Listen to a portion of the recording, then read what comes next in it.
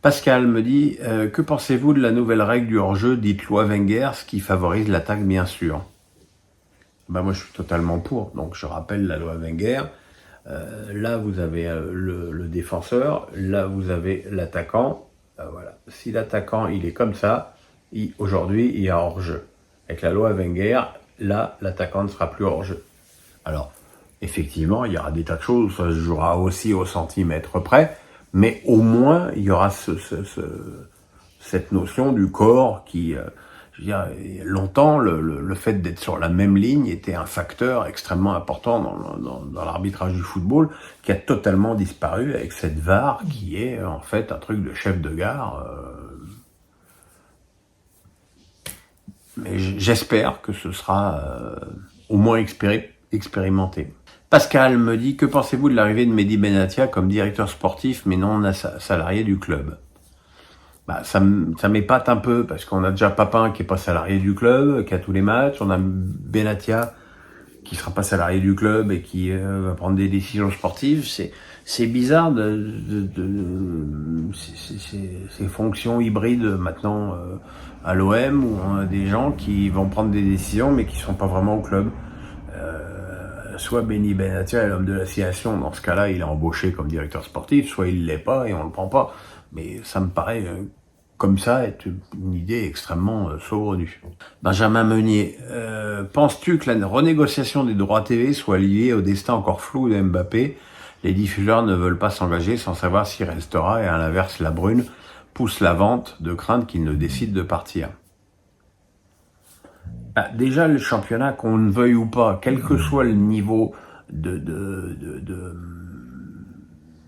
prestation de ces joueurs, le fait que Messi et Neymar aient quitté le championnat, forcément, ça met deux énormes projecteurs en moins sur la Ligue 1. Si Mbappé partait, ce serait évidemment catastrophique aussi pour l'image de la Ligue 1, parce que là, on se retrouvait avec un championnat vraiment plus compliqué. Maintenant, on va pas demander à Kylian de rester pour sauver la Ligue 1. Il s'en fout de ça et il a bien raison. S'il reste, c'est parce qu'il a envie de rester au PSG, mais le reste, il s'en tape totalement. Maintenant, je pense que ça va être très très dur d'avoir un bon prix pour cette Ligue. Très très très très dur. Thibaut Grenier, que penses-tu de la gestion de Luis Enrique de Gonzalo Ramos qui joue des bouts de match et qui est sorti à la mi-temps face à Strasbourg? Ne penses-tu pas qu'un œuvre doit être en confiance pour être performant et que Luis Enrique n'a visiblement pas de l'attention de lui accorder? Ouais, mais Ramos, il est au PSG. C'est dur le PSG. Il faut comprendre ça. C'est dur de faire son trou dans ce club. T'as beau avoir été acheté 80 patates. Tu arrives quand même de Benfica et la marche elle est haute et pour l'instant je dois reconnaître que rien ne m'a montré que Ramos avait les capacités pour être titulaire dans cette équipe du PSG. Il lui manque de la personnalité avec la balle, il lui manque de la puissance physique, il lui manque de la vitesse d'exécution, il lui manque à peu près tout. Alors il va peut-être y arriver, j'espère pour lui qu'il va y arriver, mais c'est pas scellé dans le marbre. Thibaut Grenier me dit, tu as déploré lors de ton analyse de France-Gibraltar l'inintérêt de jouer ce genre de match. Que proposes-tu donc comme système pour se qualifier à l'Euro si cela ne te convient pas? Il faudrait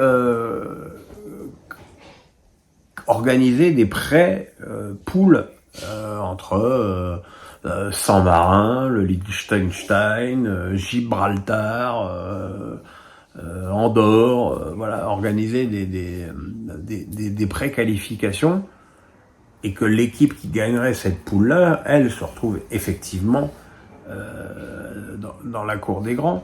Mais ça fait trop de matchs. Alors après, on va me dire, oui, mais regarde, l'Albanie et Chypre, il y a 30 ans, c'était des équipes de peintres. Aujourd'hui, ils arrivent, l'Albanie se qualifie. Oui, mais c'est sûr que pour jouer des matchs, il faut apprendre. Mais très franchement, qu'est-ce que vous pensez qu'ils ont appris, les joueurs de Gibraltar, à part d'en avoir pris 14? Donc, voilà, je pense qu'il faudrait effectivement revenir un petit peu sur d'autres considérations et faire jouer des pré-qualifs. Salut Pierrot, me dit François GTR. Malgré son jeune âge, Zahir Emery est un élément clé du PSG au milieu. Il est parti pour ne pas rejouer avant 2024.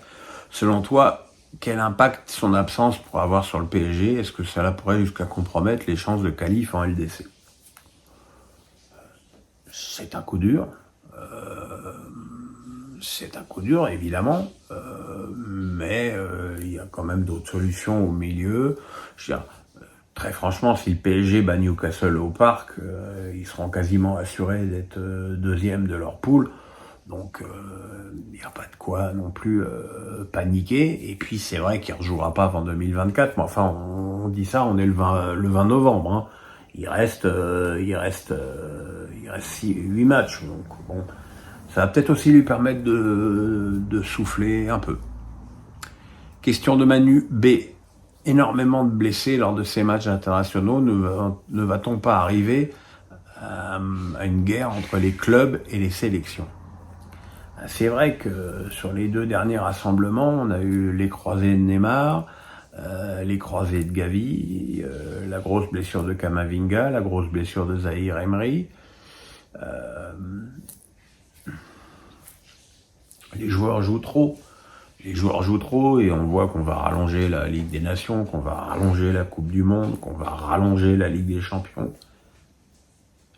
C'est aux joueurs de dire stop. C'est aux joueurs de dire on n'en peut plus.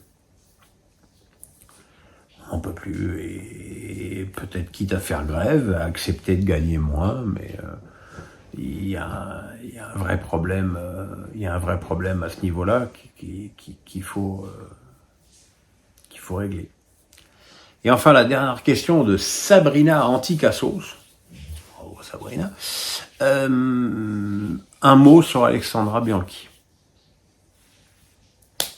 Alexandra, je l'ai connue en 98, lorsque j'étais à l'équipe et qu'elle était venue pour nous aider à suivre l'Italie pour le journal. C'était une nana très nature, extrêmement passionnée par le foot, évidemment par l'Italie et encore plus par la Roma.